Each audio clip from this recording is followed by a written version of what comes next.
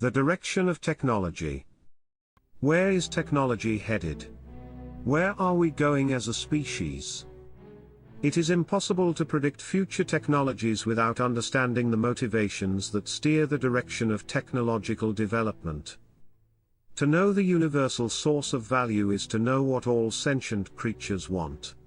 To understand that technology serves the needs of conscious experience allows us to glean information about the future direction of technology and contemplate its ultimate end. While we can't predict the how of these future technologies, we can predict their why. It will be the same why behind every technology, to improve the quantity, quality, and variety of conscious experience. Ultimately, technology is about gaining better control over our own experiences. Better technologies provide greater power over the kinds of conscious experiences we can create, enjoy, and share. Mastering experience. The technology of painting was perhaps our first step to control the inputs to our senses, and thereby gain some mastery of consciousness. The Cave of Altamira paintings are 36,000 years old, 8 times the age of the pyramids of Giza. Should you see it, then across eons, the artist behind this painting is affecting the inputs to your senses and altering your present conscious experience. While artists endeavor to create new experiences for the perceiver, inventors seek out more powerful methods for the artist. Early pigments provided some control over inputs to the eyes, and primitive musical instruments enabled novel experiences for the ears. Is the ultimate end of technology to become masters of our own conscious experience? Our first technologies were pitiful. We had limited color palettes of only a few tones, and instruments that played only a few notes. But with time, we developed techniques for universality, projectors that could display any image, and speakers that could emit any sound. Fidelity improved to the point of high definition, where our senses can no longer perceive higher quality audio or higher pixel counts. Virtual reality technology can now achieve immersion, where one's senses are fooled so thoroughly the brain feels like it's somewhere else. State-of-the-art virtual reality simulators manipulate visual, oral, tactile, and balance senses. Prototype technologies are in development to control sensations of taste and smell. We're presently on the verge of mastering our senses. Complete mastery will allow us to perceive any imaginable experience. Should we get there, what form might this technology take? Will we ever achieve something like the holodeck of science fiction, a technology able to simulate any imaginable environment? Compared to what's been imagined, today's VR technology is limited. We have to put ourselves in harnesses and omnidirectional treadmills to simulate an experience as mundane as walking. To simulate G-forces requires we toss and turn our bodies around. But there's a better way. Quote, "The vertebrae system installs shunts into every nerve pathway connecting to your brain. That happens both with sensory nerve fibers heading toward the brain and with the muscle control fibers heading out. Then the vertebrae system can disconnect your brain from your biological body and connect it to an in-game body in a completely natural and realistic way. Your virtual in-game body is your body as far as your brain is concerned, and your immersion in the game is complete." End quote. Marshall Brain in the Day You Discard Your Body, 2005. A computer-linked neural integration could generate any sensation. You could feel any acceleration, even weightlessness. You could, in the virtual reality, jump in the ocean and feel both cold and wet. You could taste, smell and have the experience of swallowing food in VR, and moreover, you could feel full and satisfied afterwards. Science has made some initial progress with this technology. For example, artificial retinas and bionic limbs can integrate with the nervous system, allowing the blind to see and the lame to walk.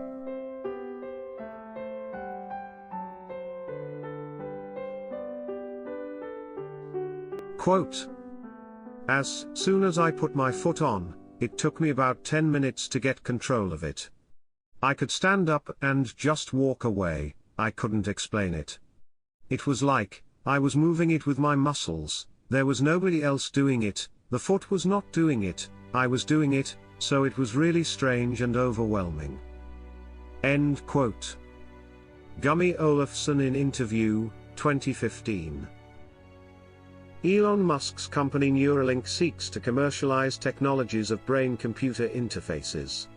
Such interfaces will one day make it possible to have any sensory experience we want. In effect, we'll have the power to create and enter any reality of our choosing. Such technology is as powerful as the holodecks of science fiction. Sharing experiences. Today, YouTube is seen as simply a site for hosting videos. But as our technology to record and control sensory experience advances, sites like YouTube will become libraries of experiences. People will have access not just to videos, but complete sensory experiences, dream vacations, trips to the space station, dining at top restaurants, riding roller coasters, flying in wingsuits, anything. There are now an increasing number of 360-degree virtual reality videos now hosted on YouTube. If you don't have a VR headset, you can use your mouse to look around. Wait until they add G-forces and the feeling of wind in your ears. Today we carry around little recording devices that can capture the experiences of sight and sound and then share them to the world. In the future, we could use technologies that directly record our own brain activity, and generate shareable files of our own experiences.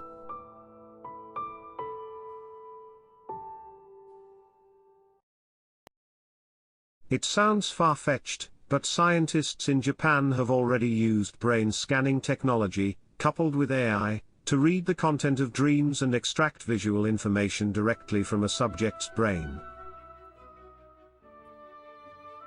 The ability to record and share experiences will change everything. Today, tens of millions of dollars are spent to make a Hollywood film, but anyone can see it for the price of a movie ticket. This model is economical precisely because the experience of seeing a movie can be copied and shared at a low cost. Imagine if the experience of a perfect vacation, or a perfectly prepared meal could be as easily downloaded, enjoyed, and shared. In such a future, tens of millions of dollars might be spent to create the perfect vacation experience, and moreover, anyone could access it from the comfort of their living room for the price of a movie ticket.